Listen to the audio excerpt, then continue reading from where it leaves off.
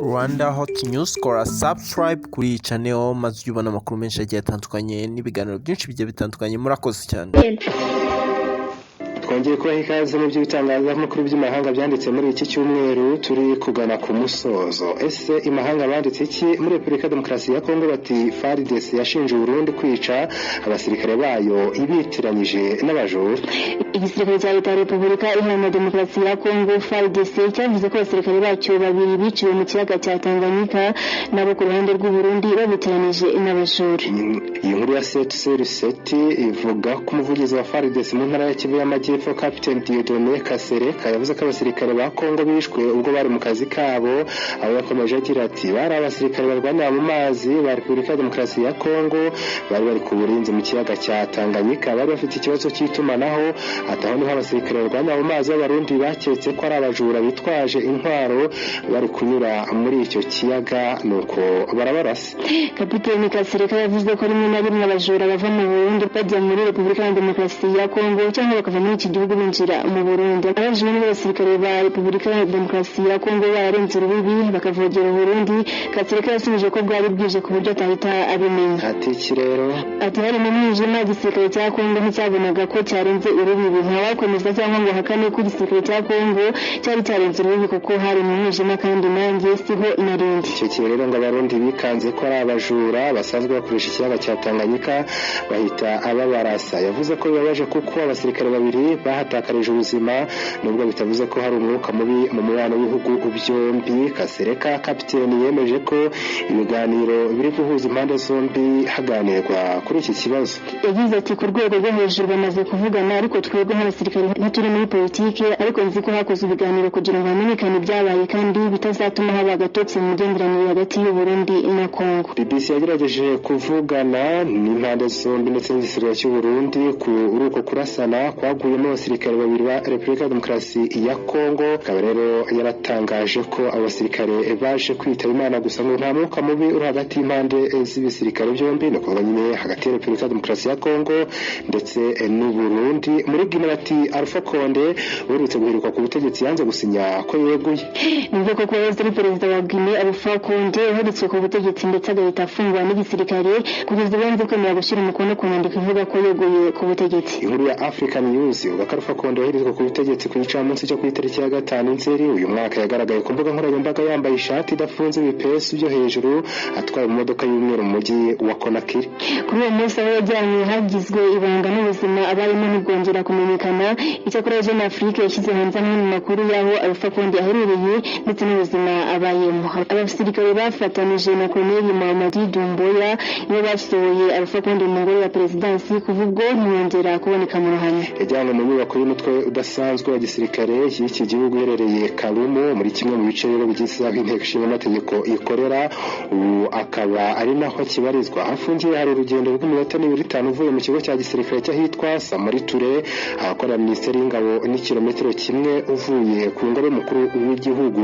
Inzu rero yuzuye mbere gato y'amatora y'umukuru w'igihugu muri 2020 yasize Alpha Condé yegukanye intsinzi. Kugeza ubu Alpha Condé utemerewe kubonana n'abantu bo hanze ndetse akaba atanemerewe kuvugira kuri telefoni zigera kuri 5 yari afite.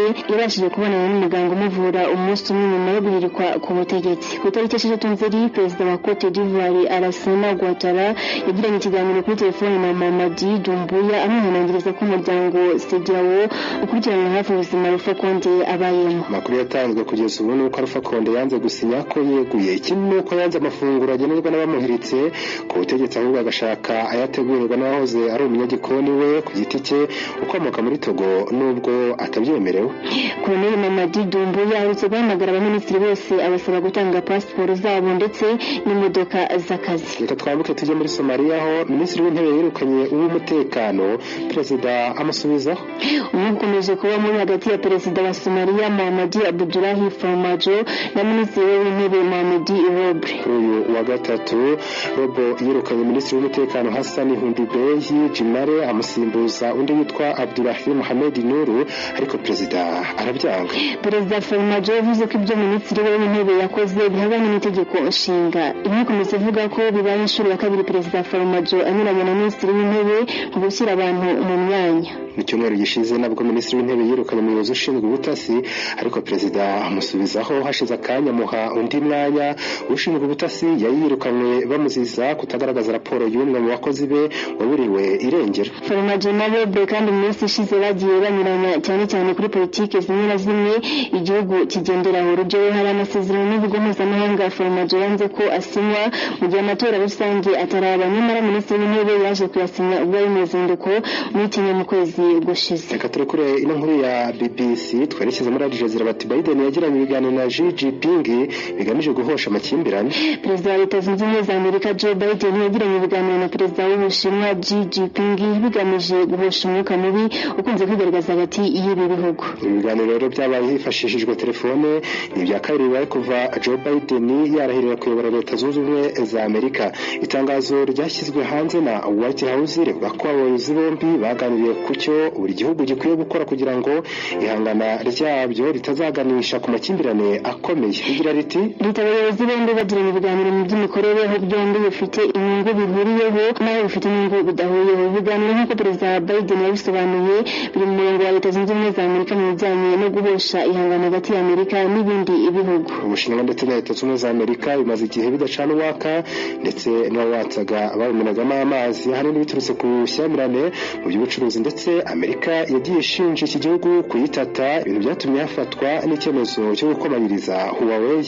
Umwuka mubi hagati y'ibihugu byombi wongeye gufata indi ntera ubwo icyorezo cya COVID-19 cyatangiraga kwibasira abatuye isi, aho Amerika yashinje Ubushinwa guhisha amakuru yibanze kuri icyo cyorezo. Mu gihugu cya Korea y'Epfo batimbwa yahawe umudari kubwo kurokora nyirayo.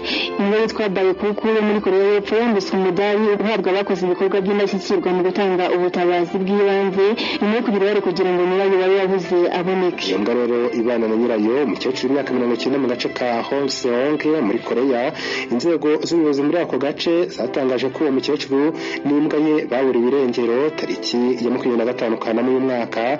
Inzego z'ubutabazi zikaba zaratangiye kumushakisha ariko zigaheba. Hashize amasaha 40 uwo mukecuru n'imbwa ye baje kugaragara mu mirima y'umuceri. Uwo mukecuru yahise mu migende ibamo amazi yuhira uwo muceri. Polisi yavuze ko iyo hatabaho ubutwari bwa Baekuku uwo mukecuru kumutabara byari bigoye kugira ngo bamenye naho hari, bohereje mu kirere indege imenya ahari ubushyuhe bw'ikinyabuzima nk'umuntu cyangwa irindi tungo.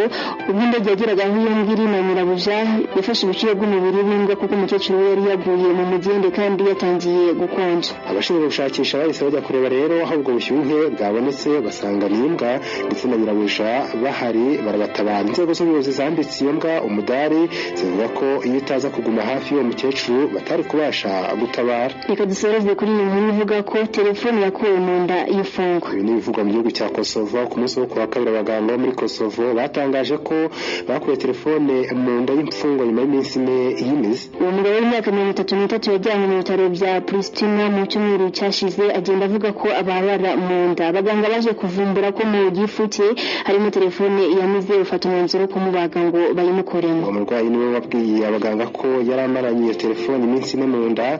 Skenda Ateraku wayoboye itsinda ry'abaganga babaze uwo mugabo yavuze ko kumukuramo iyo telefone byatwaye nibura amasaha 2. Ntabwo hatangajwe impamvu n'uburyo bwakoreshejwe ngo uwo mugabo amire iyo telefone. Nguko uko tunasoje ikiganiro cyacu nkuru mu binyamakuru cy'uyu munsi. Reka tubibutse ko Rwanda Hot News, kora subscribe kuri Rwanda Hot News maze ujye uwa mbere mu kubona ibiganiro n'amakuru menshi cyane agiye atandukanye muri notification igihe wakanze subscribe and like, comment, duha igitekerezo maze utwungure byinshi mu bijyanye no gukora ibindi bigiye bitandukanye. Mugire ibihe byiza.